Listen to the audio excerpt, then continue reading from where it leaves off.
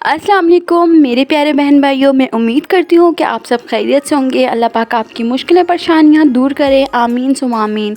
तो आज हम बात करेंगे अजवाइन के बारे में। अजवाइन एक देसी दवा है जिससे हर शख्स वाकिफ़ होगा। अजवाइन का मिजाज गर्म होता है, इसकी बू तेज़ होती है, खुराक 3 से 6 माशा होती है। अजवाइन की 2 मशहूर इकसाम हैं, अजवाइन देसी और अजवाइन खुरसानी।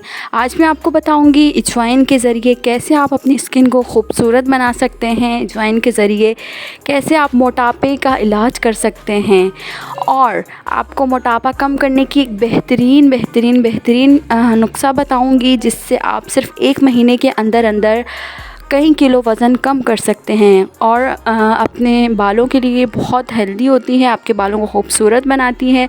अजवाइन आपके जिगर के लिए हेल्दी होती है, हड्डियों के लिए अजवाइन का इस्तेमाल बहुत ज़रूरी है।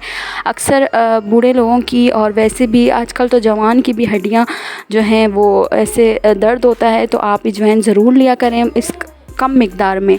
अजवाइन में विटामिन सी होता है, अजवाइन के इस्तेमाल से रगों को सख्त होने से रोकता है और वो लोग जिन्हें बहुत कम भूख लगती है वो अजवाइन का इस्तेमाल करें। अजवाइन पेट की बीमारियों के लिए बहुत फ़ायदेमंद है क्योंकि अजवाइन से गैस, पेट दर्द, मरोड़ ये सब ख़त्म होती हैं। छोटे बच्चों के लिए भी अजवाइन बहुत अच्छी है। उसका तरीका थोड़ा अलग होता है कि आपने क्या करना है, थोड़ी सी अजवाइन लेके और उसको पीस के और या भून के पीस के और उसके अंदर थोड़ा सा माँ का दूध हो तो ज़्यादा बेहतर है, अगर नहीं तो दूसरा दूध लेके आप बच्चे को वो दूध उसके मुंह में डाल दें।